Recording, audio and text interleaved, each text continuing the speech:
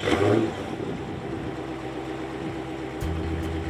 2017, Hyundai updated the 5-seat Santa Fe Sport with some important safety improvements and a few styling changes. Let's see if that was enough to compete for shoppers' attention against other midsize SUVs. Now, the most significant visual update for 2017 involves the Santa Fe Sport's lower front bumper here. Check out these sort of silver brackets that frame it. A little more going on there technically with the fog lights as well. Still a very sleek looking SUV though. Check out this belt line. It kind of sweeps up here toward the C-pillar, the top of the window frame, kind of descends a little bit there. A very aggressive look from the side. Now, unfortunately, that does diminish some visibility. You look at those second row windows, they sort of get a little bit smaller as they go back toward the rear quarter windows, which themselves are pretty useless. So a significant blind spot, a price you have to pay for the look.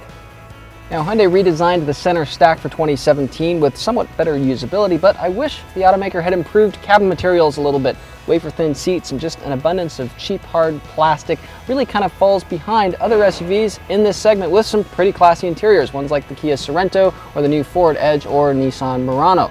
Now, one thing the Santa Fe Sport does well is open storage. A lot of midsize SUVs have plenty of enclosed storage, but for sheer convenience of accessibility, nothing beats a big old tray, and ahead of the gear shift here, Hyundai has just that. You can fit in things like keys, wallet, cell phone, parking transponder, bug spray, sunscreen, first aid kit. Okay, we have too much stuff. That practicality extends to the cargo area of the Santa Fe Sport, where there's a lot of space actually underneath the cargo floor itself, from back here all the way to up here. Well divided as well.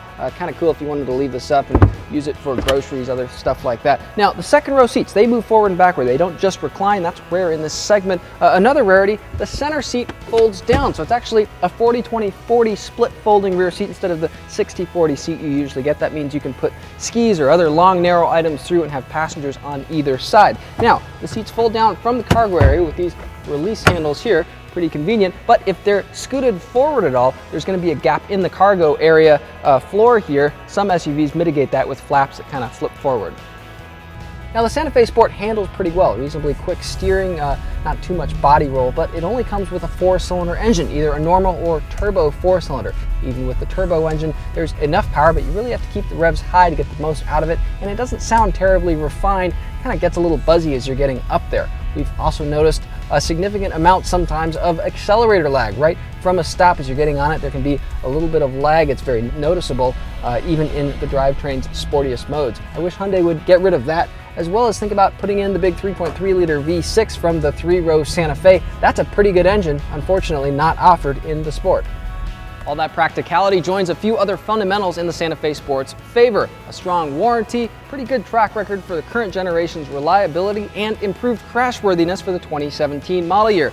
Indeed, the Santa Fe Sport may be a very logical choice, but not a very emotional one. It's not particularly fun to drive or nice to sit in or even all that comfortable necessarily, and so that's where the Santa Fe Sport, even after this refresh, is starting to show its age. It might be good for Hyundai to hurry up on a full redesign. Thanks for watching. Click here for more videos and here to subscribe to our YouTube channel.